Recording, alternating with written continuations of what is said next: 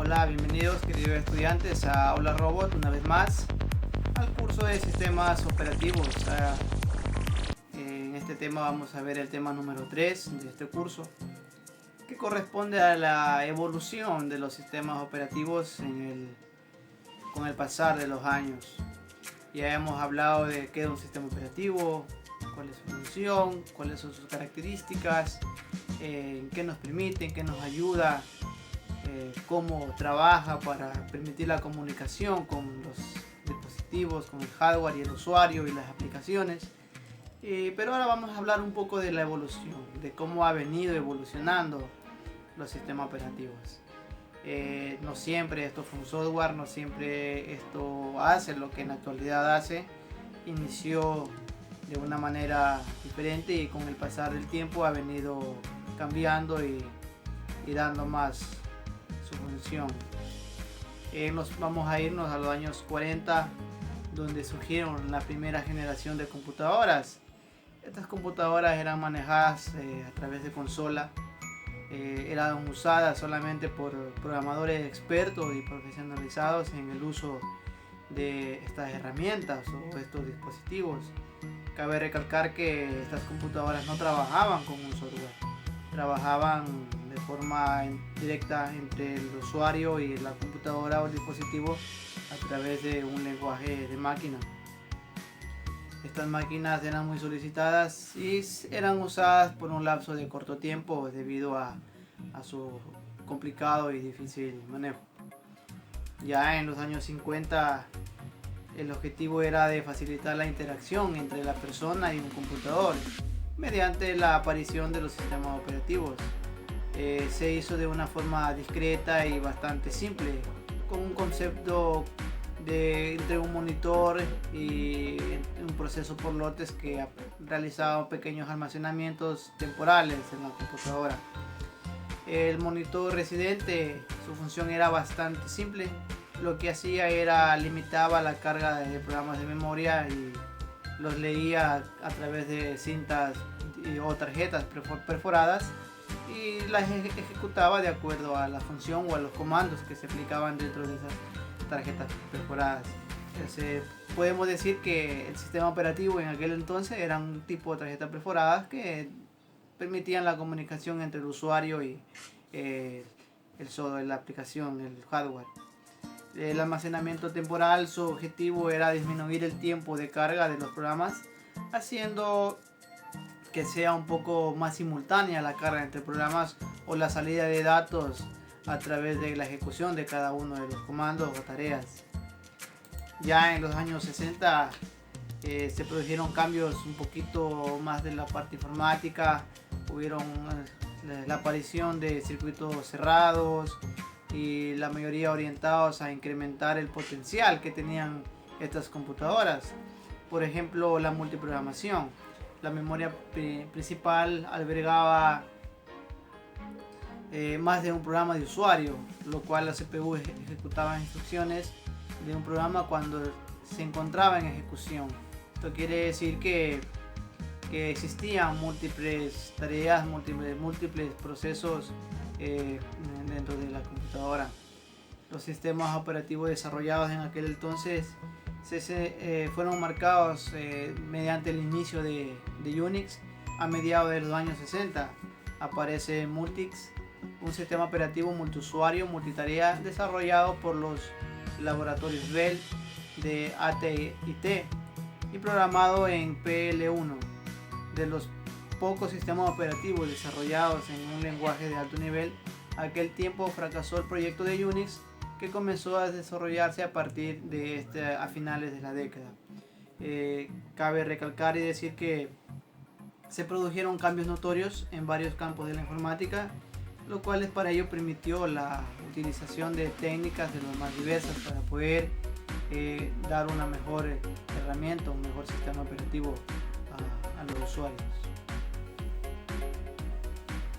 Ya en los años 70 empieza a surgir la aparición de la electrónica, lo cual a través de esto es que se trabajan los nuevos sistemas operativos de propósito general. se siguen trabajando dentro de lo que es la parte electrónica o los circuitos electrónicos creados. Se trabajan las nuevas inventos o máquinas, computadoras que van saliendo, se trabajan a través de estos circuitos electrónicos que han aparecido, y estos se permiten en la actualidad crear sistemas operativos programados en un lenguaje de alto nivel. Los problemas que hubieron existentemente en aquel entonces con estos sistemas operativos es que ocupaban bastantes capacidad de recursos, capacidad de memoria principal, la memoria secundaria eran ocupados en gran manera, así como también el proceso de procesar la información eran un consumo bastante grande y ocasionaba un pequeño colapso en la computadora por el uso excesivo de cada uno de estos espacios y recursos dentro de la computadora.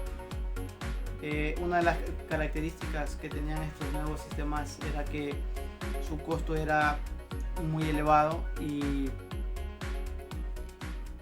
interponía una capa muy amplia en el software entre el usuario y la máquina, de forma que el primero que tuviese que conocer ningún detalle de la circunstancia.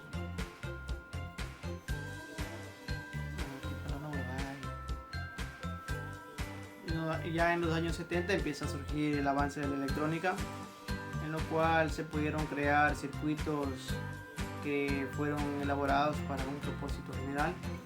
En ella se desarrollan tecnologías avanzadas y se siguen creando tecnologías a través de los principios de la electrónica, los cuales pudo crearse un sistema operativo a través de Unix, convirtiéndose uno de los pocos sistemas operativos que fue o pudo ser programado en un lenguaje de alto nivel. Uno de los inconvenientes que hubo en la creación de estos sistemas operativos en los años 70 era su alto consumo de recursos, de procesos, de memoria principal y secundaria de la computadora. Su alto consumo de cada uno de estos recursos hacía que la computadora se torne un poco lenta y colapse, haciéndose un poco incómoda al momento de usarla por los usuarios. Ya en los años 80, con la creación de los circuitos LCI, integración de gran escala de chips, que contenían miles de transistores en un centro cuadrado de silicio, empezó el auge de los ordenadores personales.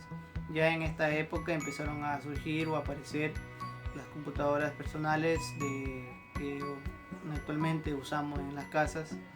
Estos sistemas operativos fueron programados en lenguajes como C++, en lenguaje C, y que permitieron grandes beneficios.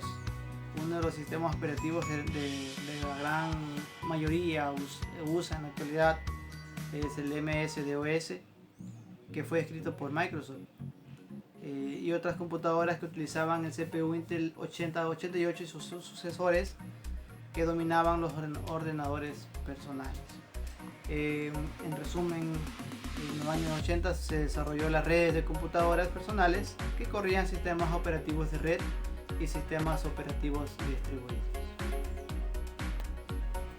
Ya en los años 90, exactamente en 1991, aparece la primera versión del núcleo de Linux, creado por Linus Torvalds y un sinfín de colaboradores a través del internet, y en 1991 fue lanzado a la venta. Intel también lanza su procesador Pentium de 150 a 1600 y 200 MHz, lo cual ellos tienen el equivalente de 3.3 millones de transistores. En estos años aparece la primera versión del núcleo de Linux, como lo habíamos dicho, y este es un sistema operativo que en principio trabajaba de modo comandos estilo MS-DOS, lo cual hoy en día es un dispositivo de ventas creado gracias a un servidor de gráfico y gestor de ventanas como KDE, GNOME, entre muchos otros. Y es ahí que a partir de los años 90 en adelante empiezan a surgir los sistemas operativos multitarea, multiprocesos, como los cuales lo conocemos los sistemas operativos de Microsoft, los cuales han salido sus diferentes versiones, como Windows Vista, Windows XP, Windows 10, o los sistemas operativos que utilizan los laboratorios Linux. Sistemas operativos que poco a poco han ido cambiando, evolucionando, añadiendo más lo que es la parte gráfica, la parte del diseño, haciéndolo más fácil, un ambiente más agradable para nosotros como usuarios. Y esto es en cuanto a el pequeño resumen de la evolución de los sistemas operativos. Esperamos que puedas revisar en la parte de recursos la información que se ha dejado para que puedas ampliar a más detalle cómo ha sido esta evolución de los sistemas operativos.